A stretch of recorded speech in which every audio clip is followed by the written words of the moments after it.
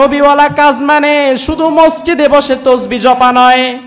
নবীওয়ালা কাজ মানে যেই হাতে তুমি তাসবিহ জপবা, প্রয়োজনে ওই একই হাতে অন্যায়ের বিপরীতে আবার তলোয়ারও ধরবা। এটা নবীওয়ালা কাজ।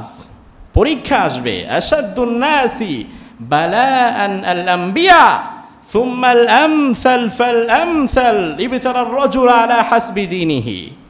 আল্লাহর হাবিব বলেন, এই দুনিয়াতে সবচেয়ে কঠিন পরীক্ষা এসেছিল নবীদের জীবনে। কাদের জীবনে? এরপরে মুমিন যারা, যাদের ঈমানের স্তর যত বেশি, তার জীবনে পরীক্ষাও ঠিক তত বেশি। রাসূলের ইউসুফ থেমে যান নাই, তিনি দৌড়ায় দরজার কাছে গিয়েছেন। মুফাসসিরিনে কেরাম বলেন, নবী ইউসুফ যদি দরজা পর্যন্ত না যেতেন, আল্লাহ তাআলা দরজা খুলতো না। আল্লাহর নবী মুহাম্মদুর রাসূলুল্লাহ ৩১৩ জন সাহাবী নিয়ে বদরের ময়দানে না গেলে আল্লাহ তাআলা ফেরেশতা পাঠিয়ে সাহায্য করতো না। এজন্য মুসলমান, সামনে বিপদ আসবে, মুসিবত আসবে, বিপদ মুসিবত দেখে থমকে যাওয়া যাবে না, বরং আমাদেরকে নবী ইউসুফের মতো দৌড়াতে হবে। বিপদ আসবে তাও দৌড়াতে হবে। আপনি আমি দৌড়িয়ে যেখানে থামবো, আমার আল্লাহ ওখান থেকে ইউসুফের মতো দরজা খুলে দেবে। থামা যাবে?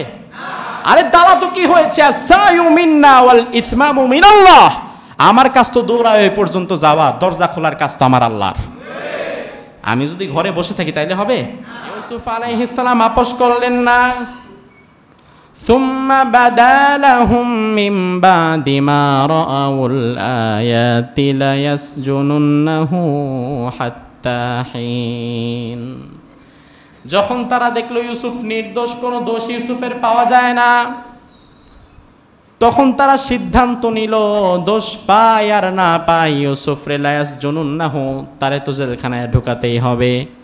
আপোষ যেহেতু করো নাই, তোমারে জেলে যেতেই হবে। আমার ভাইয়ের একটা ব্যাপার লক্ষ্য রাখবেন, ইউসুফকে জেলখানায় ঢুকায় দিছে, ইউসুফকে আজিজে মিশর জেলখানায় ঢুকায় দিছে। অথচ ইউসুফ আলাইহিস সালামের নামে তৎকালীন সমাজে খবর রটানো হলো। ইউসুফকে যেহেতু সবাই প্রশ্ন করেছে কেন ইউসুফকে জেলে দেওয়া হয়েছে, বলা হলো ইউসুফ জুলাইখাকে ধর্ষণ করার জন্য চেষ্টা করেছে। নাউজুবিল্লাহ বললেন না? ও মুসলমান, ভালো করে বুঝেন, ইউসুফের মতো একজন পয়গাম্বার, তিনি কি কখনোই অপকর্ম করতে পারে? আস্তাগফিরুল্লাহ, আস্তাগফিরুল্লাহ। ইউসুফের মতো পবিত্র একজন পয়গাম্বার, সে তো এই কাজ করার ধারে কাছেও যেতে পারে না, কিন্তু তবুও নবী ইউসুফকে ধর্ষণ মামলার আসামি বানায় জেলখানায় দিয়ে দিয়েছে জুলাইখা। আজকের যুগেও দেখা যায় নবী ইউসুফের মতো এই সমাজে যারা আপোষহীন, এই সমাজে যারা দ্বীনে হকের কথা বলে সামনে আগায়, এই সমাজের জুলাইখাদের সাথে যারা কোনোদিন আপোষ করে না, এই সমাজের জুলাইখারাও তাদেরকে ধর্ষণ মামলা দিয়ে কারারুদ্ধ করে। নবী ইউসুফ আলাইহিস সালামের মতো নিষ্পাপ মাসুম মানুষকে জেলখানার মধ্যে ভরে দেওয়া হলো। নবী ইউসুফ আলাইহিস সালাম যখন জেলে গেলেন, জেলে যাওয়ার পরে ঘটলো আরেক মজার ব্যাপার। মসজিদে এসে বসার জন্য তৌফিক দান করেছেন। আমরা কোন সূরা থেকে কথা বলছিলাম? সূরাতু ইউসুফ থেকে। কথা অনেক লম্বা, ভূমিকা না দিয়ে সরাসরি কথায় চলে যাই। 19 নম্বর আয়াত পর্যন্ত গত জমে আমরা শেষ করেছিলাম। ইউসুফ আলাইহিস সালামের শেষ অবস্থাটা গত জমায় যেখানে শেষ করেছিলাম, কোথায় ছিল? কুয়া থেকে এখনো তোলেন নাই? ও এক সপ্তাহ খোয়াই আছে। আচ্ছা, আরেকটা মজার ব্যাপার দেখেন, যদিও কোনো কোনো মুফাসসির বলেছেন তিনি আসলে কুয়ার মধ্যে, কোনো কোনো মুফাসসির বলেছেন একদিন ছিলেন, আবার বাদুল মুফাসসিরিন কিছু কিছু মুফাসসির বলেছেন তিনি কুয়ার মধ্যে 7 দিনই ছিলেন। আমরাও 7 দিনই রাখছি। সুবহানাল্লাহ কয় না? মিল আছে না নাই? দেখেন কি চমৎকার মিল, আমরাও 7 দিনই রাখছি। আসেন এবার একটু কুয়া থেকে তুলি। আল্লাহ তাআলা বলছেন 20 নম্বর আয়াত, রব্বুল আলামিন বলেন, ওয়াজাআত সাইয়ারাতুন ফারসালু ওয়ারিদাহুম ফাআদলা দালওয়া قال يا بشرى هذا غلام وأسروه بضاعة والله عليم بما يعملون সুবহানাল্লাহ বলেন। যাত্রী দল সেই কুয়ার পাশ দিয়ে যাচ্ছে, একজনকে বলল বালতি নিয়ে যাও, কুয়া থেকে পানি আনো। ওই লোক কুয়া থেকে পানি আনার জন্য কুয়ার ভেতরে বালতিটা ফেললো। আল্লাহর নবী ইউসুফ বালতির উপরে উঠে বসলো। ওই লোক টানতেছে, কিরে এত ভারী কি, বালতিতে কি উঠছে? টেনে দেখে ফুটফুটে চমৎকার সুন্দর চেহারার একজন শিশু বসা, যার নাম ইউসুফ আলাইহিস সালাম। আপনারা বললেন সুবহানাল্লাহ। দেখেন ওই লোকটা ইউসুফকে দেখে বলে, ইয়া বুশরা হাদা গোলাম। আরে বাবা রে বাবা, এটা কি দেখতেছি? ইয়া বুশরা হাদা গোলাম মানে এটা কি দেখতেছি আমি? দারুণ সুসংবাদ, এত সুন্দর বাচ্চা তো জীবনে কোনোদিন দেখি নাই। গত জুমায় ছিল আমাদের ইউসুফ আলাইহিস সালামের জীবনের প্রথম পর্ব। ওই প্রথম পর্ব যারা শুনেছেন তারাই না মূল মজাটা এখন বুঝবেন যে পরে কি হচ্ছে। কারণ ইউসুফ আলাইহিস সালাম কি আপনার আমার মতো সেদরেন না ভেদরেন না, নাকি সুন্দর চেহারার? কত চমৎকার, সে তো অবাক হয়ে গেছে, এত সুন্দর শিশু। ওয়াসাররুহু বিদআ, দেখা মাত্রই ইউসুফকে লুকায় ফেলছে। অন্যান্য মাল সাবানার সাথে ইউসুফকে লুকিয়ে ফেলল, নিয়ে গেল মিশরে। শাম থেকে ওই কাফেলার হাত ধরে ছোট্ট বাচ্চা ইউসুফ মিশরে চলে গেল। আর তৎকালীন যুগে মানুষ কেনা বেচার হাট বসত। মিশরে নিয়ে মানুষ কেনা বেচার যেই হাট, এই হাটে আল্লাহর নবী ইউসুফকে ওঠানো হলো। কে কিনবে কে কিনবে, এত সুন্দর শিশু। বাজারে ভালো মাছটা আগে উঠলে, জমিদারের আমলে যদি বাজারে বড় মাছ উঠতো, এটা কেনার প্রথম প্রায়োরিটি থাকতো জমিদারের। এটা আপনি আমি টাকা থাকলে অনেক সময় কিনতে পারতাম না, এটা জমিদারি কিনবে, তার জন্য এটা রাখা। এত সুন্দর শিশু, যার তার হাতে তো যাবে না। এই সুন্দর শিশুকে যিনি ক্রয় করলেন তিনি আর কেউ না, তিনার নাম হচ্ছে, তিনি ছিলেন মিশরের তৎকালীন অর্থমন্ত্রী। কোরআনে তার নাম এসেছে আজিজে মিশর। নাম কি? যদিও তাফসিরে ভিন্ন কথা এসেছে, কিন্তু বোঝার জন্য এই নামটা মনে রাখেন। অর্থমন্ত্রী নাম কি? কোন দেশের অর্থমন্ত্রী? মিশরের। সে বাজারে গেছে, বাজারে গিয়ে দেখে ইউসুফের মতো ফুটফুটে সুন্দর শিশু। অবাক হয়ে গেছে, এত সুন্দর শিশু। ওয়াশারাউহু বিসামানিন বাখসিন দারাহিমা মাদুদা, যারা ইউসুফকে নিয়ে গেছে তারা অর্থমন্ত্রীকে দেখে দামাদামি করে নাই, বলল আপনি খুশি হয়ে যা দেন তাই দেন, নিয়ে যান। অর্থমন্ত্রী সাহেব অল্প কিছু টাকা দিয়ে ইউসুফ আলাইহিস সালামকে কিনে বাড়ি নিয়ে গেলেন। ইউসুফ এখন কোথায়? কার বাসায়? একটু আগে ছিল কোথায়? দেখেন আল্লাহ তাআলা কিভাবে তাকে কই নেয়। অন্ধকার কুয়া থেকে টেনে তুলে আল্লাহ তাআলা মিশরের ফিনান্স মিনিস্টারের বাসায় ঢুকায় দিস, অর্থমন্ত্রীর বাসায় ঢুকায় দিস। এবার কি হয়েছে দেখেন। রব্বুল আলামিন বলেন, ওয়াকালাল্লাযী ইশতারাহু মিন মিসর লিমরাআতিহি আকরিমি মাসওয়াহু আসা আন ইয়ানফা'না আও নাত্তাখিযাহু ওয়ালাদা ওয়া কাযালিকা মাক্কান্না লিইউসুফা ফিল আরদ ওয়া লিনুআল্লিমাহু মিন তা'ওয়িলিল আহাদিস। আজিজে মিশর তাকে কিনে ফেলল, বাসায় নিয়ে আজিজে মিশরের স্ত্রী জুলাইখা, কোন তাফসীরে নাম এসেছে রাইল, তবে জুলাইখা যেহেতু প্রসিদ্ধ আমরা ওই নামটাই ব্যবহার করি। জুলাইখাকে বলল আকরিমি মাসওয়া, যাকে নিয়ে এসেছি তাকে থাকা খাওয়ার জন্য ভালো ব্যবস্থা করে দাও। আসা আইয়াং ফানা, আমার মনে হয় সে আমাদের উপকারে আসবে। আও নাত্তাখিদাহু ওয়ালাদা, অথবা এই বাচ্চাটিকে আমরা আমাদের ছেলে হিসাবে লালন পালন করব। আল্লাহ বললেন, ওয়া কাযালিকা মাক্কান্না লিইউসুফা ফিল আরদ, এভাবে করে আমি আল্লাহ তাআলা মিশরের জমিনে আমি আমার নবী ইউসুফকে প্রতিষ্ঠিত করলাম। ওয়ালিনুআল্লিমাহু মিন তা'ওয়িলিল আহাদিস, আমি আল্লাহ তাআলা আমার এই নবী ইউসুফকে স্বপ্নের ব্যাখ্যা শিক্ষা দিলাম। কি দিলেন? কে দিলেন? আল্লাহ স্বপ্নের ব্যাখ্যা নবী ইউসুফকে শিখিয়ে দিয়েছেন। এটা তার এক্সট্রা একটা ক্রেডিট। ইউসুফ আলাইহিস সালাম দিনে দিনে রাজপ্রাসাদে বড় হতে লাগলেন।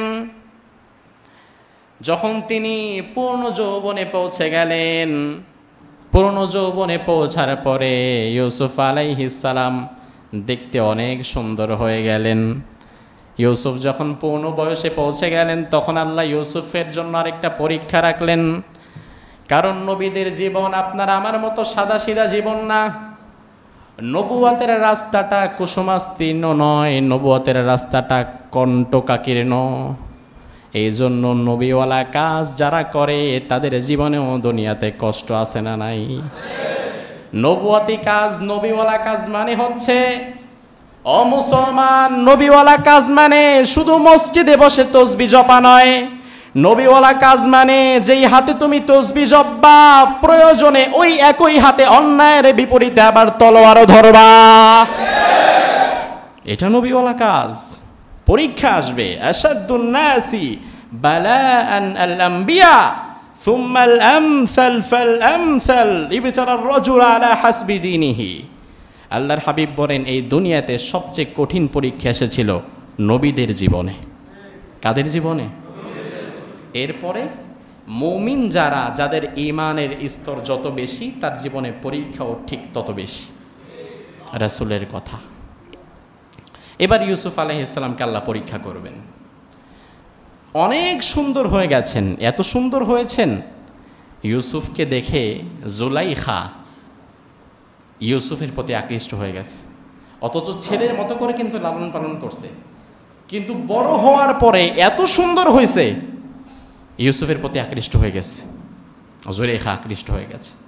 সে ইউসুফের ঘনিষ্ঠ হতে চাইল, কিন্তু সুযোগ পাচ্ছে না, চান্স পাচ্ছে না। একদিন জুলাইখার স্বামী আজিজে মিসর সে এসে বলল, জুলাইখা, আমি 1 সপ্তাহের জন্য রাষ্ট্রীয় কাজে বের হব, 1 সপ্তাহ পর আসব। জুলাইখা চিন্তা করলো এটাই সুযোগ। আজিজে মিসর বের হয়ে গেছে। জুলাইখা তার খাস বান্দিকে ডেকে বলে, আমার খাস কামরায় আজকে রাত্রে ইউসুফকে নিয়ে যাবা, আমার খাস কামরায় ইউসুফকে রাত্রেবেলা নিয়ে আসবা। খাস বান্দি রাত্রেবেলা ইউসুফকে খাস কামরায় নিয়ে গেল। ওই কামরায় ঢুকতে 7টা দরজা পাড়ি দিতে হয়। 7টা দরজা পাড়ি দিয়ে ইউসুফকে ভেতরে নিয়ে গেল। জুলাইখা দাসীরে বলল, তুমি বাহিরে চলে যাও, 7 নাম্বার শেষ গেটের বাইরে গিয়ে তুমি বাইরে দিয়ে তালা লাগায় দাও। দাসী বাইরে গিয়ে তালা লাগায় দিয়েছে। আবার জুলাইখা ভেতর থেকে একে একে 7টা গেট তালা দিয়ে দিয়েছে। 1টা 2টা না, 7টা গেট 7টাই তালা দিয়ে দিয়েছে। এবার কি বলেছে আল্লাহ সেটা কোরআনে তুলে দিয়েছেন। وراودته التي هو في بيتها عن نفسه وغلقت الأبواب وقالت هيت لك وغلقت الأبواب, দরজা সব বন্ধ করে দিয়েছে। এবার ইউসুফকে বলে, ইউসুফ হাইতা লাক, তুমি আমার কাছে আসো। ইউসুফ নবী বললেন, মাআযাল্লাহ। কি বললেন? আমরা খারাপ কিছু দেখলে বলি নাউজুবিল্লাহ। এই নাউজুবিল্লাহরই অ্যারাবিক ডিফারেন্ট ফরম্যাট হচ্ছে মাআযাল্লাহ, একই কথা। ইউসুফ নবী বললেন, মাআযাল্লাহ, আমি কখনো করতে পারবো না এই কাজ। ইন্নাহু রাব্বি আহসানা মাসওয়াই, আমার রব অন্ধকার কুয়া থেকে তুলে আমাকে এত সুন্দর রাজপ্রাসাদের ব্যবস্থা করে দিয়েছেন। আমি যদি এই কাজে জড়াই, আমি তো আমার রবের নাফরমানি করলাম, আমি এটা করতে পারবো না। এই রবের ব্যাখ্যায় তাফসিরে 2টা ব্যাখ্যা এসেছে। কোন কোন মুফাসসির বলেছেন এখানে রব বলতে আল্লাহকে বোঝানো হয়েছে, আবার কোন কোন মুফাসসির বলেছেন রব বলতে আজিজে মিশরকেও বোঝানো হতে পারে, কারণ তিনি ইউসুফকে রাজপ্রাসাদে ব্যবস্থা করে দিয়েছেন থাকার জন্য। এবার আল্লাহ বললেন, ওয়ালাকাদ হাম্মাত বিহি, জুলাইখা ইউসুফের প্রতি আকৃষ্ট হয়ে গেছে। ওয়া হাম্মা বিহা, ইউসুফও আকৃষ্ট হতো। দেখেন কি কথা, বুঝতে হবে। এই জন্য কোরআনের শুধু বাংলা তর্জমা পড়লে অনেক সময় আপনি মিসগাইড হয়ে যাবেন, বলি আল্লাহ এটা কি বলছে। আপনাকে ব্যাখ্যাও বুঝতে হবে, কারণ প্রত্যেকটা বিষয়ের একটা ব্যাখ্যা আছে না নাই। আল্লাহ বলছেন জুলাইখা তো আকৃষ্ট হয়েছে, ওয়া হাম্মা বিহা,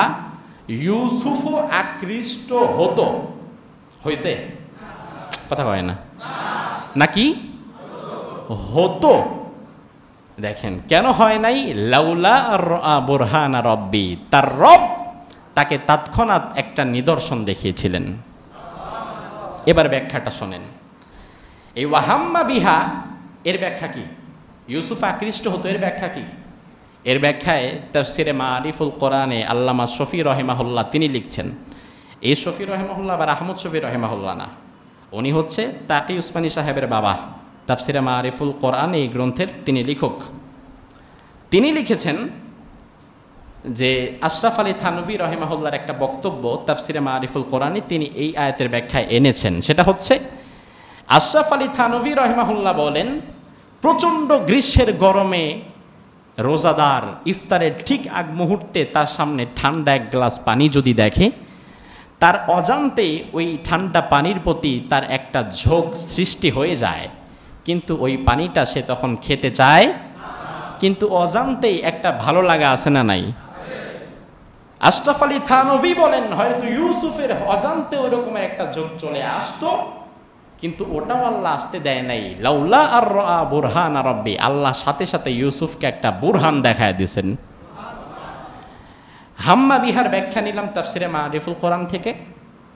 বুরহানের ব্যাখ্যা আমরা নেব তাফসিরে ইবনে কাসির থেকে, কারণ এ সূরার তাফসির আপনাদেরকে সহজভাবে বোঝাতে গিয়ে আমি তো অনেকগুলো তাফসির পড়েছি, আর যেই তাফসিরের যে অংশ থেকে আমার কাছে সহজে আপনাদেরকে বোঝানো যায় বলে মনে হয়েছে, ঠিক ওই তাফসির থেকে অতটুকু নিয়েছি। বুরহান শব্দের ব্যাখ্যায় তাফসির ইবনে কাসির ইবনে আব্বাসের বর্ণনা এসেছে। সেটা হচ্ছে, ইউসুফ আলাইহিস সালামের সামনে যখন জুলাইখা কাপড় খোলা শুরু করছেন, ঠিক ওই মুহূর্তে ইউসুফের চোখের সামনে আল্লাহ তাআলা ইউসুফের বাবা নবী ইয়াকুবের চেহারাটা ভাসায় দিয়েছে। তিনি তার বাবা ইয়াকুবের চেহারা দেখে আরো অ্যালার্ট হয়ে গেছেন যে আমার বাবা তো একজন নবী, আমার বাবা আমাকে সব সময় আল্লাহকে ভয় করার আদেশ দিয়েছে। এই ফাঁকা ঘরে হয়তো আমি আর জুলেখা ছাড়া কেউ নাই, কিন্তু আরেকজন আছে না নাই? সে কে? এবার ইউসুফ আলাইহিস সালাম দৌড়াতে শুরু করছেন দরজার দিকে। জুলাইখা পেছন দিক দিয়ে হাসে আর বলে, ইউসুফ পালায়া যাবা কই? সামনে তো দরজা, দরজা তো তালা মারা। আল্লাহর নবী ইউসুফ পেছন ফিরে না তাকিয়ে জুলাইখার কথার দিকে কর্ণপাত না করে তিনি দৌড়াতে দৌড়াতে দরজার কাছে চলে গেলেন। আল্লাহ তাআলা ইউসুফের জন্য একে একে 7টা দরজাই খুলে দিয়েছে। এখান থেকে মারাত্মক শিক্ষা আছে আমার ভাইয়েরা। দরজায় যে তালা, ইউসুফ আলাইহিস সালামকে চোখে দেখে না? কথা কয় না? সামনে দরজায় বড় তালা ঝুলতেছে, আমি দৌড়ায় যাবোটা কই? আবার জুলাইখাও তো বলতেছে, যাবা কই? দরজায় তো তালা, যেতে তো পারবা না। আল্লাহর নবী ইউসুফ থেমে যান নাই, তিনি দৌড়ায় দরজার কাছে গিয়েছেন। মুফাসসিরিনে কেরাম বলেন, নবী ইউসুফ যদি দরজা পর্যন্ত না যেতেন, আল্লাহ তাআলা দরজা খুলতো না। আল্লাহর নবী মুহাম্মাদুর রাসূলুল্লাহ 313 জন সাহাবী নিয়ে বদরের ময়দানে না গেলে আল্লাহ তাআলা ফেরেশতা পাঠিয়ে সাহায্য করতো না। এজন্য মুসলমান, সামনে বিপদ আসবে, মুসিবত আসবে, বিপদ মুসিবত দেখে থমকে যাওয়া যাবে না, বরং আমাদেরকে নবী ইউসুফের মতো দৌড়াতে হবে। বিপদ আসবে তাও দৌড়াতে হবে। আপনি আমি দৌড়িয়ে যেখানে থামবো, আমার আল্লাহ ওখান থেকে ইউসুফের মতো দরজা খুলে দেবে। থামা যাবে? আরে দাঁড়া তো, কি হয়েছে? আসায়ু মিন্না ওয়াল ইসমামু মিনাল্লাহ। আমার কাজ তো দৌড়ায় ওই পর্যন্ত যাওয়া, দরজা খোলার কাজ তো আমার আল্লাহর। আমি যদি ঘরে বসে থাকি তাইলে হবে না। ইউসুফ যখন দৌড়াচ্ছিলেন, কোরআনে এসেছে, ওয়াস্তাবাকাল বাব ওয়া কদ্দাত কামিসাহু মিন দুবুর। জুলাইখা দৌড়ায় ইউসুফের পেছন থেকে জামা এত জোরে টেনে ধরেছেন, ইউসুফ পেছনে তাকান নাই, ইউসুফ দৌড় দিয়েছেন। একটা পর্যায়ে দেখা গিয়েছে ইউসুফের দৌড়ের কারণে জুলাইখা যে জামা টেনে ধরেছে, জুলাইখার হাতের মধ্যে জামা ছিঁড়ে চলে এসেছে, জামা ছিঁড়ে গেছে। মাগার দৌড়ানো বন্ধ হয়? দেখেন, ওয়াকাদ্দাত কামিসাহু মিন দুবুর। কি কথা! ইউসুফ আলাইহিস সালাম সারা জীবনে অসংখ্য কাজ করেছেন, সব কাজ তো আল্লাহ কোরআনে তোলেন নাই। জাস্ট 99টা আয়াতে যতটুকুন আমাদের জন্য দরকার ঠিক ততটুকুন তুলে দিয়েছেন। এখন ইউসুফ আলাইহিস সালামের জামার এত কিসের মূল্য যে জামার কথা আল্লাহ কোরআনে তুলবেন, যে জামা ছিঁড়ে গেছে, এটা বলার আবার কি আছে? এটা তো আল্লাহ স্কিপ করে চলে পারতেন। আবার ইউসুফ তো তখন বাদশাও ছিলেন না, ইউসুফ ছিলেন তখন গোলাম। কি ছিলেন? কৃতদাস। তার জামা ছিঁড়ে গেছে, তার জামা ছিঁড়ার কথা আল্লাহ কোরআনে কেন বলতেছে? বলতেছে কারণ হচ্ছে আল্লাহ রাব্বুল আলামিন বুঝিয়ে দিলেন,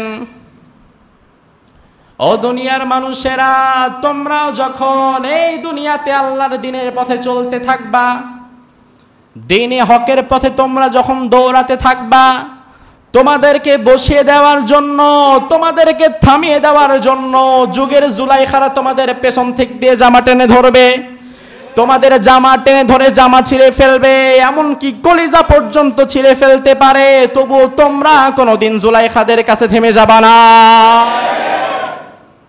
থেমে যাবা না। আমার নবী ইউসুফের জামা ছিঁড়ে গেছে, জামার দিকে তাকায় নাই, দৌড়ায় সামনে চলে গেছে। তুমি কখনো পেছন ফিরে তাকানোর দরকার নাই। আমি সামনে গেলেই আমাকে সাহায্য যিনি করবেন তিনি কে? এবার যখন দরজা খুলে গেছে, এবার করছে আরেক বিপদ। ওয়া আলফায়া সাইয়্যিদাহা লাদাল বাব। দরজা খোলার পরে এখন দেখে সামনে দাঁড়িয়ে আছে জুলাইখার স্বামী আজিজে মিশর। ঘটছে নি বিপদ? এখন সবাই স্তব্ধ, বিব্রতকর পরিস্থিতি। আজিজে মিশরের এক সপ্তাহের প্ল্যান ছিল, প্রোগ্রাম ক্যান্সেল, মধ্য রাস্তা থেকে আবার বাসায় ফিরে আসছে। এখন দেখে কি ব্যাপার, ঘাস কামরা থেকে ইউসুফ দৌড়ায় বের হচ্ছে, আবার জুলাইখা বের হচ্ছে, কাপড় চোপড়ের ঠিক নাই। একটা বিব্রতকর পরিস্থিতি আছে না নাই? জুলাইখা দেখেন সাথে সাথে পোল্টি মারল। কি করলো?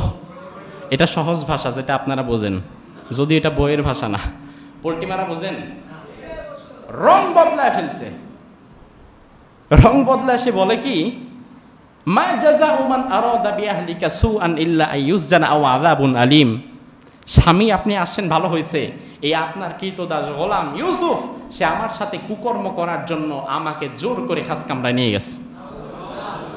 তাকে তাড়াতাড়ি কঠিন শাস্তি দেন, আও ইউসজানা, তার জেলখানায় ভরে দেন।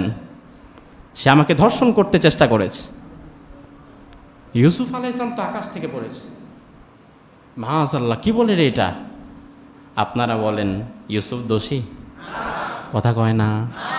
কে দোষী? আজিজে মিশর জানে না। বিব্রতকর পরিস্থিতি। এখন কি হবে? ইউসুফ বলেন, হিয়া রাওয়াদাতনি, বরং আপনার বউ জুলাইখায় আমারে জোর করে নিয়ে গেছে, আমি কিছু করি নাই।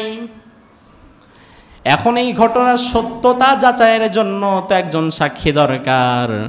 ওয়া শাহিদা শাহিদুম মিন আহলিহা, একজন সাক্ষীর ব্যবস্থা করে দিয়েছেন কে? কেমনে সাক্ষী ব্যবস্থা করে দেখেন? আশেপাশে সাক্ষী নাই, কারে পাবে সাক্ষী? এমন সময় দেখেন পাশে একটা দোলনা ছিল, দোলনায় ফুটফুটে একটা ছোট্ট বাচ্চা, বাচ্চার বয়স 2 থেকে 3 মাস। আপনারা বলেন 3 মাসের বাচ্চা তো অনেক কথা বলতে পারে? অল্প অল্প পারে, কিছু বুঝে। এই শাহিদা শাহিদুম মিন আহলিহার ব্যাখ্যায় তাফসীর ইবনে কাসিরে এসেছে, ওই ছোট্ট দোলনার বাচ্চা সাথে সাথে এসে সাক্ষ্য দিয়ে দিয়েছে। সাক্ষ্যটাও বড় মজার সাক্ষ্য। সে সরাসরি বলে নাই যে ইউসুফ দোষী বা জুলাইখা নির্দোষ বা ইউসুফ নির্দোষ, সরাসরি বলে নাই। সে হঠাৎ করে তার জবান আল্লাহ খুলে দিয়েছেন, সে একটা থিওরি দিয়েছে। এই থিওরি দিয়ে মিলাইলে বের হবে কে মূলত দোষী। থিওরি হচ্ছে, ইনকানা কমিসুহু কুদ্দা মিন কুবুল ফাসাদাকাত ওয়া হুয়া মিনাল কাযিবিন। ও আজিজে মিশর, দোষীকে আপনি বুঝতে পারছেন না? কে বলে? কে বলতেছে? দোষীকে আপনি বুঝতে পারছেন না? একটা থিওরি দেই, সেটা হচ্ছে, জামা যদি সামনের দিক থেকে ছেঁড়া থাকে তাহলে ভাববেন আপনার স্ত্রী সত্যবাদী আর ইউসুফ মূলত দোষী। ইউসুফ আক্রমণ করেছিল, আপনার স্ত্রী হাত পা ছড়াছড়ি করছে, জামার সামনের দিক দিয়ে ছেড়ে গেছে। আবার ওয়া ইনকানা কমিসুহু কুদ্দা মিন দুবুর ফাকাযাবাত ওয়া হুয়া মিনাস সাদিকিন। জামা যদি দেখেন চেক করে, যদি পেছন দিক থেকে ছেঁড়া থাকে তাহলে ভাববেন ইউসুফ নির্দোষ আর আপনার স্ত্রী দোষী, কারণ ইউসুফ দৌড় দিয়েছে, আপনার স্ত্রী পেছন দিক থেকে টেনে ধরেছে, জামা ছিঁড়ে গেছে। আচ্ছা এবার আপনারা বলেন তো জামা কোন দিক দিয়ে ছিঁড়া? এবারে আজিজে মিশরকে পাইছি থিওরি, এবার দেখি, এবার তো বোঝা যাবে কে দোষী। দেখি ইউসুফ সামনে আসুন, আপাদমস্তক স্ক্যান করলো, সামনে কোনো ছেঁড়া নাই। ওদিকে ঘুরো বাবা, ওদিকে ঘুরছে, দেখে পেছনে কি? পেছনে ছেঁড়া। তার মানে দোষীকে বুঝতে সমস্যা আছে আর কোনো? আপনাদের সমস্যা আছে কোনো? এবার আজিজ মিশর কি বলে দেখেন। আজিজ মিশর এটা দেখে বুঝে ফেললেন, সে বললেন জুলাইখা ইন্নাহু মিন কাইদিকুন, এটা তোমার ষড়যন্ত্র, কারণ ইউসুফের জামার পেছন দিক থেকে ছেঁড়া, এটা তোমার ষড়যন্ত্র। এরপরে আল্লাহ বলেন, কি বলেন? আল্লাহ বললেন ইন্না কাইদাকুন্না আযীম, ও জুলাইখারা তোমাদের ষড়যন্ত্র বড় ভয়ঙ্কর। ও জুলাইখারা, ও জুলাইখানা, জুলাইখারা। আরবি মাদ্রাসার ছাত্র যারা আছেন তারা আরও ভালো বুঝবেন। এখানে কিন্তু আল্লাহ বললেন ইন্না কাইদা কুন্না, কুন্না জমার সিগা, এটা এক বচন না, এক বচন হচ্ছে কি, এক বচন হচ্ছে ইন্না কাইদা কি, এটা হচ্ছে এক বচন, আর ইন্না কাইদা কুন্না এটা হচ্ছে বহু বচন। আল্লাহ রাব্বুল আলামিন বললেন ও জুলাইখারা তোমাদের ষড়যন্ত্র বড় ভয়ঙ্কর। অথচ এখানে জুলাইখা ওখানে কয়জন ছিল? আল্লাহ একজনের কথা না বলে বহু বচন কেন ব্যবহার করলেন? ও জুলাইখারা কেন বললেন? মুফাসসিরিনে কেরামের ব্যাখ্যা করেছেন আল্লাহ তাআলা ও জুলাইখারা বলে ডাক দিয়েছেন, তার কারণ হচ্ছে যুগে যুগে নবী ইউসুফের মতো কিছু ইমানদার পুরুষ যেমন তৈরি হবে, আবার তাদেরকে ষড়যন্ত্রে ফেলানোর জন্য যুগে যুগে জুলাইখার মতো ষড়যন্ত্রকারী নিয়ে তৈরি হবে। মিল পান? তাফসির থেকে মিল পান? এটাই তো তাফসির। তাফসির করে আল কোরআনু ইউফাসসিরুহুজ জামান। আব্দুল্লাহ ইবনে আব্বাস বলেন কোরআনের একটা দিক হচ্ছে কোরআন প্রত্যেক যুগের সাথে মিলবে, প্রত্যেক যুগের সাথে মিলে যাবে কোরআন। এবার দেখেন আল্লাহ রাব্বুল আলামিন জুলাইখাদের থেকে সাবধান হতে বললেন। আজকের যুগেও দেখা যায় এই যুগে জুলাইখার মতো কিছু নারী তৈরি হয়েছে যারা এই যুব সমাজকে জুলাইখার মতো বিবস্ত্র হয়ে এই যুব সমাজকে যারা অশ্লীলতার প্রতি ধাবিত করছে। আছে না নাই? কিছুদিন ধরে পোশাকের স্বাধীনতার জন্য খুব স্লোগান হচ্ছে রাস্তাঘাটে।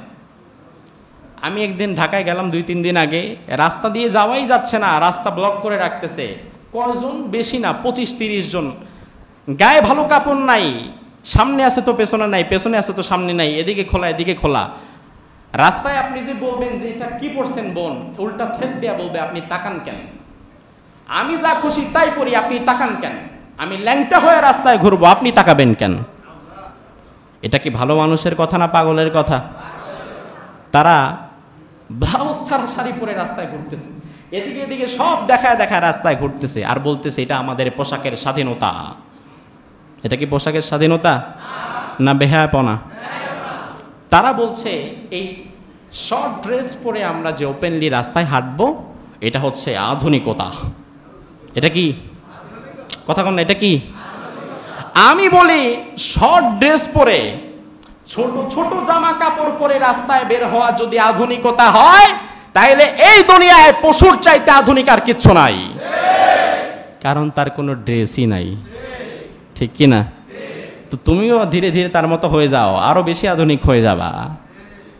এগুলার রুচি নষ্ট হয়ে গেছে। আল্লাহর হাবিব হাদিসে বলেছেন 2 প্রকারের নারী তারা জান্নাতে যাবে না, জান্নাতের ঘ্রাণও পাবে না। কয় প্রকারের নারী? সহিহ মুসলিম 5475 নম্বর হাদিস। আল্লাহর হাবিব বলেন নিসাউন কাসিয়াতুন আরিয়াতুন মুমিলাতুন মাইলাত। এক প্রকারের নারী হচ্ছে যারা রাস্তা দিয়ে চলাফেরা করবে এমন পোশাক পরে, যেই পোশাক পরেও তারা উলঙ্গ থাকবে, অর্থাৎ এমন পোশাক পরবে পর্দা তো হবেই না, বরং পরপুরুষের কাছে নিজেকে আরো আকর্ষিত করে তুলবে। এই রকমের পোশাক বর্তমান সমাজে এখন আছে না নাই? অনেক মেয়ে আছে বোরকা পরে, কিন্তু এমন বোরকা পরে যে বোরকা পরার পরে মাজার মধ্যে আরেকটা রশি দিয়া বাঁধে যেন সাইজ সব বোঝা যায়। ও আল্লাহ তাআলা বোরকা তো দিয়েছে যেন আপাদমস্তক কিছু বোঝা না যায়, কিন্তু এখন বোরকার মধ্যেও ফ্যাশন ঢুকে গেছে। ফ্যাশন ঢুকে গেছে না? তো বোরকাও এখন একটা স্টাইল হয়ে গেছে, ফ্যাশন হয়ে গেছে, এটা করা যাবে না। 2 নাম্বার হচ্ছে রুউসুহুন্না কাআসনিমাতিল বুখতিল মাইলাহ, ওই সমস্ত নারীরা যাদের মাথার চুলগুলো উটের কুজের ন্যায় মাথার উপরে উঁচা করা থাকবে। আপনি দেখবেন ওই যে মেয়েগুলা রাস্তায় বের হয়েছে এদের মধ্যে আমি দেখছি লক্ষ্য করে 2টাই আছে, আছে না নাই? চুলগুলাও খোপা করে উপর দিয়ে উটের মতো বাঁধা, আবার পোশাকেরও ঠিক ঠিকানা নাই। আল্লাহর হাবিব বলেন লা ইয়াদখুলনাল জান্নাহ, তারা কোনোদিন জান্নাতে প্রবেশ করবে ওয়ালা ইয়াজিদনা রিহাহা, প্রবেশ করবে না তো করবে না, বরং জান্নাতের ঘ্রাণও পাবে না। অথচ আল্লাহর হাবিব আরেক হাদিসে বলছেন জান্নাতের ঘ্রাণ এত বেশি হবে, কোনো মানুষকে যদি জান্নাতের 500 বছরের দূরত্বে সমান রাস্তা দিয়েও নিয়ে যাওয়া হয়, ওই বান্দা তবুও জান্নাতের ঘ্রাণ তার নাকের মধ্যে পেয়ে যাবে। কিন্তু এই সমস্ত নারী যারা পোশাক পরেও যারা উলঙ্গ, যারা নারী অধিকারের কথা বলে, জান্নাতে তো যাবেই না, বরং জান্নাতের ঘ্রাণও তারা পাবে নারী অধিকার তো তুমি বুঝো নাই, পাশ্চাত্যের 2-4টা কথা নিয়ে তুমি এখন নারী অধিকার চাচ্ছ। ও বোন আমার, তুমি ইসলামের কাছে আসো, কোরআন হাদিস পড়ো। তুমি যদি রাসূলের জীবনী পড়ো, তুমি যদি হাদিস পড়ো, আমার বিশ্বাস ইসলামের নারী অধিকার যদি 100% তুমি জানো, তাহলে তুমি বলবা দুনিয়ার অন্য নারী অধিকারের দরকার নাই, ইসলাম যেই নারী অধিকার দিয়েছে আমি সেটাই চাই। তুমি তো জানো না দেখে মনে করো ইসলাম দেয় নাই, তোমাকে তো জানতে হবে ইসলামে নারী অধিকার আছে না নাই। এবার দেখেন আজিজে মিশর বুঝে ফেলছে দোষীকে, দোষীকে। এবার দেখেন কি বলে, এবার ইউসুফরে বলে ইউসুফ আরিদান হাদা, চেপে যাও, ব্যাপারটা ভুলে যাও, যা হয়েছে ভুলে যাও, চেপে যাও। ওয়াস্তাগফিরি লিযামবিক, জুলাইখা তুমি অপরাধী, তুমি তওবা করো। ইন্নাকি কুনতি মিনাল খাতিইন, তুমিই পাপ করেছো। বাস আজিজে মিশর চাইলেন না যে ব্যাপারটা বাহিরে জানাজানি হোক, নয়তো কি বলবে, অর্থমন্ত্রীর স্ত্রী চাকরের সাথে সে খারাপ কাজে লিপ্ত হতে যাচ্ছে, প্রেস্টিজে লাগবে, সে চাইলেন না। কিন্তু অপরাধ যখন করা হয়, যতই গোপন রাখা হয়, একটু এদিক সেদিক বের হয়ে যায় কি যায় না? বের হয়ে গেছে। সমাজের মহিলারা এবার বলা শুরু করেছে ওয়াকালা নিসওয়াতুন ফিল মাদিনাতি ইমরাতুল আজিজি তুরাউইদু ফাতাহা আন নাফসিহি। এক মহিলা আরেক মহিলারে বলে, এই শুনছো, এই অর্থমন্ত্রীর স্ত্রী জুলাইখা সে নাকি এক চাকরের প্রেমে পড়ছে। কদ শাগফাহা হুব্বা, আরে প্রেম তো তাকে পাগল বানায় দিয়েছে। ইন্না লানারাহা ফি যালালিম মুবিন, সে তো দেখতে পাচ্ছে সে তো পথভ্রষ্ট। জুলাইখাকে খুব কটাক্ষ করা হচ্ছে। জুলাইখার কানে যখন এটা যাওয়া হলো যে আপনারা সবাই কিন্তু খুব খারাপ ভাবতেছে, আপনি সামান্য একটা চাকরের প্রেমে পড়ছেন, সি সি সি সি। জুলাইখা বলল, আচ্ছা চাকরের প্রেমে পড়ছি এটা নিয়ে তোমরা আমারে কথা বলতেছো, কেমন চাকরের প্রেমে পড়ছি এবার তোমার করে বোঝাবো। আমি যে কেমন চাকরের প্রেমে পড়েছি এটা বোঝাবো। জুলাইখা এবার ফালাম্মা সামিআত বিমাকরিহিন্না আরসালাত ইলাইহিন্না ওয়া আতাদাত লাহুন্না মুত্তাকাআ। জুলাইখা এবার তার প্রাসাদে একটা খাবারের আয়োজন করলো। এলাকার যে সমস্ত মহিলারা এই কথাগুলো বলছিল তাদের সবাইকে দাওয়াত দিয়ে রাজপ্রাসাদে আনলো। আনার পরে ওয়া আতাত কুল্লা ওয়াহিদাতিম মিনহুন্না সিক্কিনা, সবাইকে বসালো। বসানোর পরে সবার হাতে একটা ফল দিল, আবার একটা করে ছুরি দিল। এক লাইনে সবাইরে বসাইছে, নামাজের কাতারের মতো সোজা বসো। সবাই বসছে, হাতের মধ্যে ফল নাও নিচে। এবার একটা করে ছুরি দিছে, নাও ফল কেটে খাও। সবাই ফল কেটে খাবে। ঠিক এমন সময় ইউসুফ আলাইহিস সালাম ছিলেন আরেক রুমে। জুলাইখা বলল, উখরুজ আলাইহিন, ও ইউসুফ তুমি এবার তোমার রুম থেকে বের হইয়া এদের সামনে দিয়ে শুধু একটু হাইটা চলে যাও। তোমার রুম থেকে বের হইয়া তুমি আরেক রুমে যাও, বাস এতটুকুই যথেষ্ট। ইউসুফ আলাইহিস সালাম বের হলেন। ফালাম্মা রাআইনাহু আকবারনাহু ওয়া কাত্তানা আইদিয়াহুন, আল্লাহর কোরআন বলছে যখন তারা ইউসুফের চেহারার দিকে তাকালেন তাদের চোখ ছানা বড়া হয়ে গেল। তারা এবার ফল কাটতে যে ইউসুফের দিকে তাকিয়ে পাগল হয়ে ফল কাটতে কাটতে নিজের হাতটা পর্যন্ত কেটে ফেলছে। হাত কেটে ফেলছে, নিজের কোনো সেন্স নাই, কই আসি বাইসে আসি না মরে গেছি, এটা কি দেখতেছি। ইউসুফের দিকে তাকায়া হাত পর্যন্ত কাইটা ফেলছে। এবার ইউসুফ যখন আবার ওই পাশে চলে গেছে, এরপরে না তার ভ্রমটা ভেঙে গেছে, ওরে বাবারে হাত কি অবস্থা হয়েছে। এবার ইউসুফকে দেখে তারা বলে কুলনা হাশা লিল্লাহি মা হাযা বাশারা, ও জুলাইখা এটা তো মানুষ না, এটা নিশ্চয়ই ফেরেশতা হবে। ইন হাযা ইল্লা মালাকুন কারীম, দুনিয়ার কোনো মানুষ তো এত সুন্দর হতে পারে? কথা কন না। ইউসুফ আলাইহিস সালামকে আল্লাহর হাবিব যখন মেরাজে গেলেন, তৃতীয় আসমানে ইউসুফের সঙ্গে দেখা হলো। আল্লাহর হাবিব ইউসুফকে দেখে সাহাবীদের এসে বললেন, সাহাবীরা তৃতীয় আসমানে এমন একজন নবীর সঙ্গে আমার দেখা হয়েছে, কদ উতিয়া শাতরুল হুসনি, আমার মনে হয়েছে আল্লাহ তাআলা দুনিয়ার অর্ধেকটা সৌন্দর্যই তাকে একা দিয়ে দিয়েছে। দুনিয়ার অর্ধেকটা সৌন্দর্য, আমি তো ভাবি না ভাই এটা কিভাবে হয়, এত সুন্দর কিভাবে হয়। আমাকে এক ভাই সূরা ইউসুফের তাফসীর করছিলাম, এক জায়গায় প্রশ্ন করে বসলেন, হুজুর ইউসুফ আলাইহিস সালাম বেশি সুন্দর না আমাদের নবী বেশি সুন্দর? এটা আসলে মূলত খুব ভ্যালিড কোনো প্রশ্ন না। এখন এমন প্রশ্ন পাবলিক করে বসে, কি করব বলেন, আমারও জানা নাই। তা আমি বলছি আচ্ছা পরে বলবো আপনাকে। তো হুদাই বানায় সানায় বলে দিলে তো হয় না। আমি আবার কোরআন হাদিস নিয়ে ঘাটা শুরু করলাম। আমি আমার ওস্তাদদের সাথে পরামর্শ শুরু করলাম, জিজ্ঞেস করা শুরু করলাম। আমি একা একা হাদিস খুঁজতে লাগলাম। হাদিস খুঁজে আমি যেটা পেলাম, আমার নবী মুহাম্মদুর রাসূলুল্লাহ ইউসুফ আলাইহিস সালামের চেয়ে বেশি সুন্দর। সুবহানাল্লাহ কইতে ইচ্ছা হলো না? না, কত সুন্দর দেখেন। সহিহ মুসলিমের 5960 নম্বর হাদিস, কানা রাসূলুল্লাহ সাল্লাল্লাহু আলাইহি ওয়াসাল্লাম আহসানান নাসি ওয়াজহান ওয়া আহসানাহুম খালকা। সাহাবায়ে কেরাম বলেন, আমাদের দেখা অনুযায়ী এই পৃথিবীর আমাদের মাঝে চেহারার অবয়বের দিক দিয়ে সর্বোত্তম সুন্দর মানুষটি হচ্ছে মুহাম্মদুর রাসূলুল্লাহ। শুধু চেহারার দিক দিয়ে না, চারিত্রিক দিক থেকেও তার মতো সুন্দর আর কেউ হতে পারে না। লাইসা বিত-তাওয়িল ওয়ালা বিল কাসীর, আমার নবীর উচ্চতা বলা হচ্ছে, কারণ উচ্চতাও মানুষের সৌন্দর্যের সাথে রিলেটেড। একজন মানুষ চেহারা খুব সুন্দর কিন্তু বাইটটা ভালো লাগবে? সাহাবায়ে কেরাম বলে লাইসা বিত-তাওয়িল, তিনি খুব লম্বাও না, ওয়ালা বিল কাসীর, আবার খুব খাটোও না। কারণ খুব লম্বা হইলে মানুষ তারে বলে লম্বু, আবার খুব খাটো হইলে কি বলেন? বাইটটা। এটা বলা ঠিক না। এই যে মুক্তার ভাই বলছে বাইটটা, এই লম্বা বাইটটা এগুলো বলা ঠিক না, কিন্তু এগুলা হইলে আসলে একটু দৃষ্টিকটু লাগে। আল্লাহর হাবিব তিনি খুব লম্বাও ছিলেন না, বেটেও ছিলেন না, তিনি ছিলেন সুন্দর। রাসূলকে প্রশ্ন করা হলো একদিন, এই প্রশ্ন দেখেন আমি আরো অবাক হয়েছি। এই প্রশ্ন একদিন একজন রাসূলকেও করছে যে আপনি বেশি সুন্দর না ইউসুফ নবী বেশি সুন্দর? তার মানে এরকমের প্রশ্ন করা কিছু পাগল তখনও ছিল। আমলাহ ওয়া আখি ইউসুফ আসবাহ, আমি হচ্ছি লাবণ্যময় সুন্দর আর আমার ভাই ইউসুফ হচ্ছে ফর্সা সুন্দর। সুবহানাল্লাহ বলবেন না? আম্মা জান আয়েশা বলেন, ইয়া রাসূলুল্লাহ, যেই নারীরা ইউসুফকে দেখে সেদিন ফল কাটতে যেয়ে নিজের হাত কেটেছিল, ওই নারীরা যদি কোনো দিন আপনাকে দেখতো তাহলে শুধু হাত নয় নিজের কলিজাটা পর্যন্ত কেটে দিত।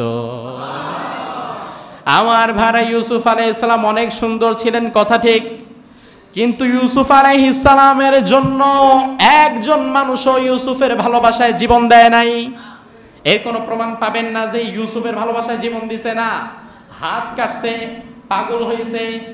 কিন্তু আমার নবী মুহাম্মদুর রাসূলুল্লাহ তিনি তো এমন একজন নবী যার ভালোবাসায় বদরে, উহুদে, খন্দকে, তায়েফে হাজার হাজার সাহাবায়ে কেরাম নিজের জীবন পর্যন্ত দিয়ে দিয়েছে, নিজের জীবন পর্যন্ত দিয়ে দিয়েছে। এটাই হচ্ছে আমার রাসূল। এটা বললাম এই কারণে, আমার রাসূলের সাথে অন্য কারণ কোনো তুলনা চলে না। আমার ভাইরা এবার জুলাইখা বলল, যারা হাত কেটে ফেলেছে তাদেরকে বলল, ফাযালিকুন্নাল্লাযী লুমতুন্নানি ফীহি ওয়া লাকাদ রাওয়াদতুহু আন নাফসিহি ফাস্তাসাম, তোমরা যার কারণে আমাকে এতদিন কটাক্ষ করেছিলা তার চেহারা দেখছো নাকি? আমি নিজেকে তার কাছে সঁপে দিয়েছিলাম, কিন্তু সে নিজেকে হেফাজত করেছে কার ভয়ে? ওয়ালা ইল্লাম ইয়াফআল মা আমরুহু লা ইউসজানান্না ওয়ালা ইয়াকুনা মিনাস সাগিরিন। ইউসুফ যদি, আবারও আমি ইউসুফকে প্রস্তাব দিব, ইউসুফ যদি আমার প্রস্তাব নাকচ করে, সে যদি আমার প্রস্তাবে রাজি না হয়, সে যদি আমার সাথে সে যদি রাজি না হয়, তাহলে অবশ্যই আমি ইউসুফকে ছোট করব, লাঞ্ছিত করব এবং আমি তারে জেলখানায় ঢুকাবো। নাউজুবিল্লাহ বলবেন না? অবশ্যই আমি তারে জেলখানায় ঢুকাবো। সে যদি আমার সাথে কম্প্রোমাইজ না করে, আপোষ না করে, সে যদি আমার সাথে আপোষ না করে, আমার শর্তে রাজি না হয়, আমি তারে জেলখানায় ঢুকায় দিব। জুলাইখা বলতেছে। ইউসুফ নবী কি বলে? ইউসুফ আলাইহিস সালাম বলেন, ক্বালা রাব্বিস সিজনু আহাব্বু ইলাইয়া মিম্মা ইয়াদউনানি ইলাইহি। আয় আল্লাহ, এই মহিলারা, এই জুলাইখা যে পাপাচারের দিকে আমাকে ডাকছে, যেই বিষয়ে তারা আমাকে আপোষ করতে বলছে, এই বিষয়ে আপোষ করার চাইতে তো জেলখানায় বসে থাকা আমার জন্য অনেক ভালো। নবী বলছেন এই কথা, আপোষ করব না, আমার জেলখানায় দিলে জেলখানায় দিক, তাও ভালো। ইউসুফ আলাইহিস সালাম আপোষ করলেন না। ثم بدا لهم من بعد ما رأوا الآيات ليسجننه حتى حين। যখন তারা দেখলো ইউসুফ নির্দোষ, কোনো দোষ ইউসুফের পাওয়া যায় না, তখন তারা সিদ্ধান্ত নিল, দোষ পায় আর না পায়, ইউসুফরে লায়াসজুনুন্নাহু, তারে তো জেলখানায় ঢুকাতেই হবে। আপোষ যেহেতু করো নাই, তোমাদের জেলে যেতেই হবে। আমার ভাইয়ের একটা ব্যাপার লক্ষ্য রাখবেন, ইউসুফকে জেলখানায় ঢুকায় দিছে, ইউসুফকে আজিজে মিশর জেলখানায় ঢুকায় দিছে, অথচ ইউসুফ আলাইহিস সালামের নামে তৎকালীন সমাজে খবর রটানো হলো। ইউসুফকে যেহেতু সবাই প্রশ্ন করেছে কেন ইউসুফকে জেলে দেওয়া হয়েছে, বলা হলো ইউসুফ জুলাইখাকে ধর্ষণ করার জন্য চেষ্টা করেছে। নাউজুবিল্লাহ বললেন না? ও মুসলমান, ভালো করে বুঝেন, ইউসুফের মতো একজন পয়গাম্বার, তিনি কি কখনোই অপকর্ম করতে পারে? আস্তাগফিরুল্লাহ, আস্তাগফিরুল্লাহ। ইউসুফের মতো পবিত্র একজন পয়গাম্বার, সে তো এই কাজ করার ধারে কাছেও যেতে পারে না, কিন্তু তবুও নবী ইউসুফকে ধর্ষণ মামলার আসামি বানায় জেলখানায় দিয়ে দিয়েছে জুলাইখা। আজকের যুগেও দেখা যায় নবী ইউসুফের মতো এই সমাজে যারা আপোষহীন, এই সমাজে যারা দ্বীনে হকের কথা বলে সামনে আগায়, এই সমাজের জুলাইখাদের সাথে যারা কোনোদিন আপোষ করে না, এই সমাজের জুলাইখারাও তাদেরকে ধর্ষণ মামলা দিয়ে কারারুদ্ধ করে। নবী ইউসুফ আলাইহিস সালামের মতো নিষ্পাপ মাসুম মানুষকে জেলখানার মধ্যে ভরে দেওয়া হলো। নবী ইউসুফ আলাইহিস সালাম যখন জেলে গেলেন, জেলে যাওয়ার পরে ঘটলো আরেক মজার ব্যাপার। আমাদের দেশে সাধারণত বুঝবেন, দুনিয়াতে জেলখানায় কারা যায়? যারা ভালো মানুষ না যারা খারাপ মানুষ? কথা বলেন। স্বাভাবিক, চোর, ডাকার, বদমাইশ, হাইজাকার, লুটেরাজ, রেপার, মার্ডারিস্ট, তারাই তো যাবে জেলখানায়। এই সব খারাপ মানুষদের মাঝে ইউসুফকে ঢুকায় দিস। ইউসুফ কি খারাপ? না। ইউসুফ যাওয়ার পরে গোটা তাফসীরে লেখা হচ্ছে গোটা জেলখানার পরিবেশ পরিস্থিতি পাল্টে গেছে। গোটা জেলখানার পরিবেশ পাল্টে গেছে। এখন জেলখানায় যারা আছে সবাই আস্তে আস্তে ইউসুফকে দেখে, ইউসুফের আল্লাহ ভীরতা দেখে, তার আমল আখলাক দেখে জেলখানার কয়েদিরা সবাই ইউসুফের মুরিদ হয়ে গেছে। দেখেন, ঢুকাইছে ষড়যন্ত্র করে, কিন্তু আল্লাহ জেলখানার মধ্যে তার মুরিদ বের করে দিচ্ছে। মুরিদ যে হয়েছে এটা প্রমাণ দেখেন। ওয়াদাখালা মাহুস সিজনা ফাতায়ান قال أحدهما إني أراني أعصر خمرا وقال الآخر إني أراني أحمل فوق رأسي خبزا تأكل الطير منه نبئنا بتأويله إنا نراك من المحسنين। জেলখানার মধ্যে হঠাৎ একদিন দুইজন আসামি তার কাছে আসলো, এসে বলল, আমরা দুইটা স্বপ্ন দেখেছি, আপনার কাছে এজন্য আসলাম, কারণ আমরা জানি আপনার মতো পুত পবিত্র মানুষ আর কেউ নাই। ধর্ষণ মামলার আসামিরে কইতাছে আপনার মতো পুত পবিত্র কেউ নাই। ও ভাই আমার, আপনি যাদেরকে মিথ্যা মামলা দিয়ে ভেতরে ঢুকান, একটু খবর নিলে দেখবেন জেলখানার অন্যান্য কয়েদিরাও তার কাছে মুরিদ হয়ে যায়। আপনার মতো পুত পবিত্র কেউ নাই। আমি একটা স্বপ্ন দেখেছি, ও একটা স্বপ্ন দেখেছে, একজন স্বপ্ন দেখেছে আমি আঙ্গুর চিপড়িয়ে মদ বানাচ্ছি, আরেকজন স্বপ্ন দেখেছে আমি মাথায় রুটির বোঝা নিয়ে যাচ্ছি আর পাখি ঠুকরে ঠুকরে সেটা খাচ্ছে। এই স্বপ্নের ব্যাখ্যা আমাদেরকে দেন। আমরা আজকের আলোচনার শুরুতে বলেছিলাম ইউসুফ নবীকে আল্লাহ কি শিক্ষা দিয়েছেন, ভুলে গেছেন? স্বপ্নের ব্যাখ্যা আল্লাহ শিক্ষা দিয়েছেন। তারা বলল আমাদেরকে স্বপ্নের ব্যাখ্যা দেন। ইউসুফ আলাইহিস সালাম বললেন, লা ইয়াতিকুমা তাআমুন তুরযাকানিহি ইল্লা নাব্বাতুকুমা বিতাউইলিহি ক্বাবলা আন ইয়াতিয়াকুমা যালিকুমা মিম্মা আল্লামানি রাব্বি। দুপুরে যে খাবা, এই খাবার আসার আগেই আমি তোমাদেরকে স্বপ্নের ব্যাখ্যা দিব। তবে স্বপ্নের ব্যাখ্যা দেওয়ার আগে আমি তোমাদেরকে দুটা কথা বলতে চাই। কয়টা কথা? দুইটা কথা বলতে চাই। প্রথম কথা হচ্ছে, ইয়া সাহিবাই সিজন, তারা তো আল্লাহ ভীরু না, তারা তো মুমিন ছিলেন না, তারা ছিল মুশরিক। ইউসুফ আলাইহিস সালাম বললেন, ইয়া সাহিবাই সিজন, ও আমার কারারক, ও আমার কারাবন্দি, ও আমার আসামি ভাইয়েরা, শোনো, আরবাব মুতাফাররিকুনা খায়রুন আমিল্লাহু ওয়াহিদুল কাহার। এই যে যাদের ইবাদত করো, যাদের পূজা অর্চনা করো, এরা ভালো, নাকি এর চাইতে যদি এক আল্লাহর ইবাদত করতা সেটা ভালো? তোমার মালিক যদি 10 জন হয়, 10 জনকে খুশি করতে তো অনেক সময় লাগবে, আর মালিক যদি একজন হয়, এটা আরো বেশি ভালো না? তারা শুনতেছে। দেখেন, তারা চাইলো স্বপ্নের ব্যাখ্যা, আর ইউসুফ শোনাইতেছে আরেক গল্প। তার কারণ কি জানেন? তার কারণ হচ্ছে আল্লাহর দ্বীনের দায়ীরা, তাদেরকে যদি বাহিরে রাখা হয় তারা বাহিরে দাওয়াত দিবে, তাদেরকে যদি বাহিরে দাওয়াতের কারণে কারারুদ্ধ করা হয়, কারাগারে ভেতরে গিয়ে তারা আল্লাহর দ্বীনের দাওয়াত দেয়। দাওয়াত থেমে থাকে না, হয়তো বাহিরে নয়তো ভিতরে, হয়তো অনলাইনে নয়তো অফলাইনে, দাওয়াত কিন্তু চলমান। দাওয়াত যদি বন্ধ করতে চান তাহলে সরাসরি মেরে ফেলেন, এছাড়া দাওয়াত বন্ধ করতে পারবেন না। তারা আসছে স্বপ্নের ব্যাখ্যা নিয়ে, আর ইউসুফ আল্লাহর দাওয়াত দিতেছে। এই যে আল্লাহর ইবাদত যদি তোমরা না করো তাহলে তো এটা ঠিক হবে না, এভাবে দাওয়াত দিচ্ছে। ইউসুফ নবী বললেন, মা তা'বুদুনা মিন দুনিহি ইল্লা আসমান সাম্মাইতুমুহা আনতুম। এই যে তোমরা যাদের ইবাদত করো এরা তো কিছুই না, এদের ইবাদত করে তো দুনিয়াতে কিচ্ছু পাবা না, এগুলো মিছে কিছু নাম তোমরা বানিয়ে নিয়েছো। ইনিল হুকমু ইল্লা লিল্লাহ, এই জমিন আল্লাহ সৃষ্টি করেছেন, আর এই জমিনে আইন চলবে শুধুমাত্র কার? আল্লাহ। ইউসুফ নবী তাদেরকে ওয়াজ করতেছে। অনেকক্ষণ ওয়াজ যখন শেষ, এবার আসলে তোমাদেরকে স্বপ্নের ব্যাখ্যা বলি, কারণ এর আগে তো বললে তোমরা শুনতা না। এখন আমার কাছে যখন আসছো, আমি তোমাদেরকে স্বপ্নের ব্যাখ্যা পরে দেবো, আগে আমার দুইটা দাওয়াত শুনে যাও। এটা হচ্ছে নবুয়তের মিশন, সুবহানাল্লাহ বলেন। এবার ইউসুফ আলাইহিস সালাম স্বপ্নের ব্যাখ্যা দিলেন, ইয়া সাহিবাই সিজন আম্মা আহাদুকুমা ফায়াসকি রাব্বাহু খামরা। কারারক্ষী ভাইরা ও আমার কয়েদি বন্ধুরা, শোনো।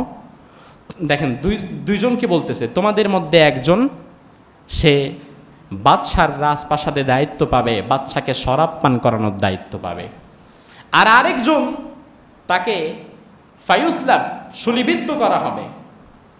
ফাতাকুলু তায়রু মির রাসিহি কুদিয়াল আমরুল্লাযী ফিহি তাস্তাফতিয়ান। শুলিবিদ্ধ করার পরে উঁচিয়ে করে রেখে দেয়া হবে, আর পাখি তার মাথা ঠুকরে ঠুকরে তার মগজ খাবে। অর্থাৎ একজনের ভাগ্য খুব ভালো, সে বাদশার রাজদরবারে চাকরি পাবে, আর আরেকজনকে শুলিবিদ্ধ করিয়ে মেরে ফেলা হবে। এটাই হচ্ছে তোমাদের স্বপ্নের ব্যাখ্যা। তবে ইউসুফ আলাইহিস সালাম বললেন, তোমাদের মধ্যে বাদশার রাজদরবারে যে যাবে, সে বাদশাকে একটু বলবা যে জেলখানায় নিরপরাধ একজন মানুষ আছে, তার নাম ইউসুফ। ওয়াকালা লিল্লাযী যান্না আন্নাহু নাজিম মিনহু মাযকুরনি ইনদা রাব্বিক। একটু বাদশাকে আমার কথাটা বলবা, কারণ বাদশা তো জানে না। বাদশা কিন্তু আজিজে মিশর না, আজিজে মিশর হচ্ছে অর্থমন্ত্রী, বাদশার একজন আছে না নাই? তো কোন এলাকায় কি হচ্ছে এটা তো তার নির্বাচনী এলাকা না, সে জানেও না। তো তুমি যেহেতু বাদশার দরবারে যেতে পারবা, বাদশার দায়িত্ব পাবা, তুমি একটু বাদশারে আমার কথাটা বলবা যে আমি জেলে আছি, প্রয়োজনে আমি তোমাদের কাজে আসব। এভাবে করে ইউসুফ আলাইহিস সালাম স্বপ্নের ব্যাখ্যা দিলেন।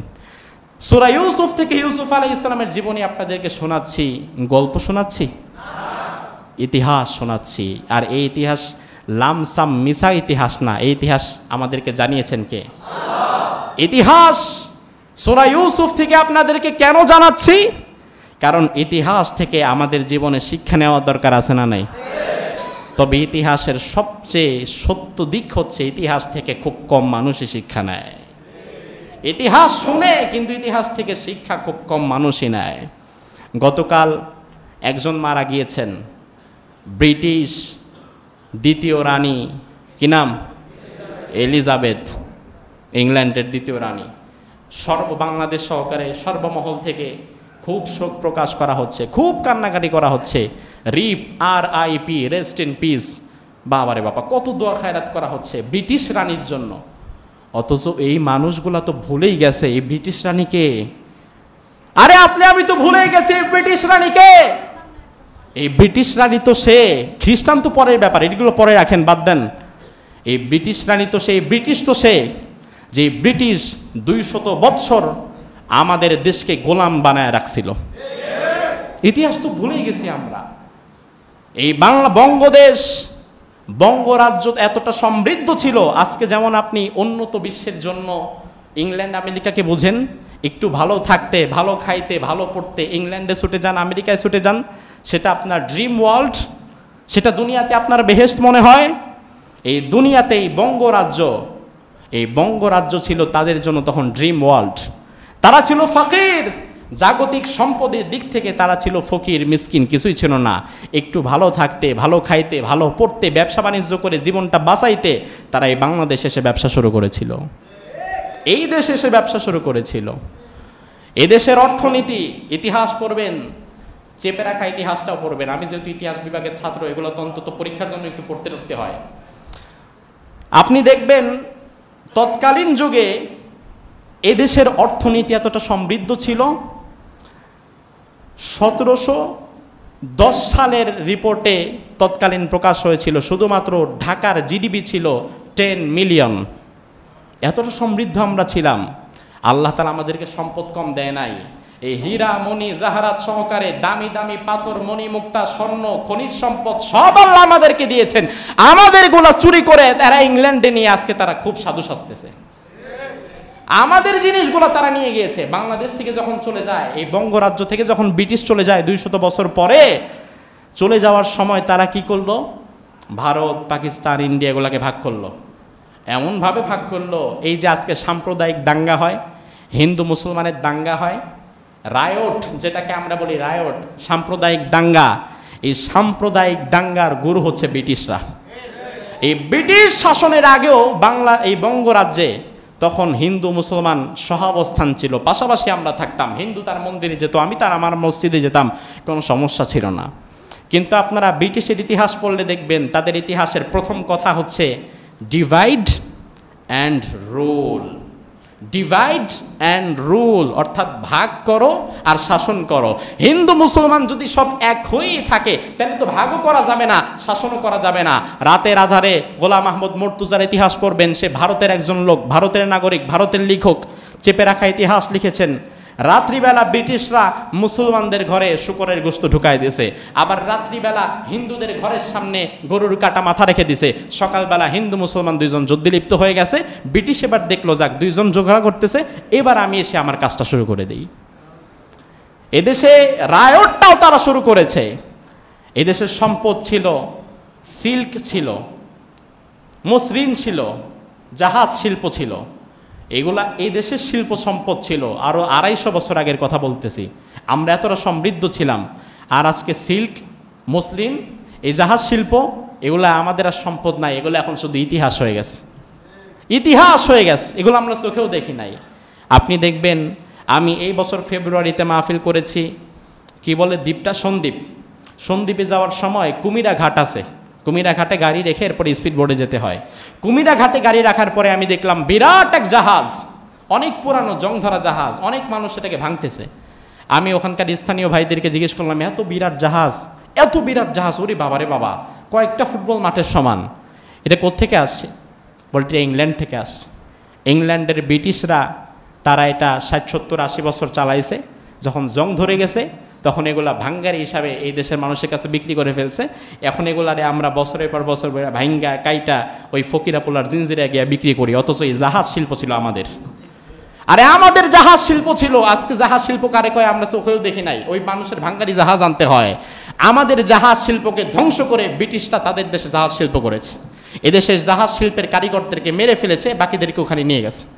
এভাবে করে গোটা দেশকে 200 বছর শাসন করে পঙ্গু বানায় দিছে। এরপরেও ব্রিটিশের প্রতি যাদের এত ভালোবাসা, আমার মনে হয় ব্রিটিশের কিছু রক্ত তাদের শরীরে আছে। এদেশের সম্পদ যারা পাচার করে বিদেশের বেগম পাড়ায় বাড়ি করে, এদেশের মানুষের হক যারা নষ্ট করে, আমার মনে হয় তারা এই দেশে ব্রিটিশের এজেন্ট।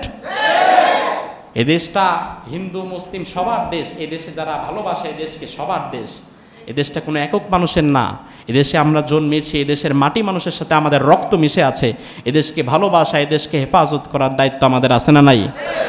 আল্লাহ তাআলা ইতিহাস থেকে আমাদেরকে শিক্ষা নেওয়ার তৌফিক দান করুক। আগামী আরেকটা জুমায় আমরা ইনশাআল্লাহ ইউসুফ আলাইহিস সালামের জীবনের শেষ অংশটা শেষ করে দিব।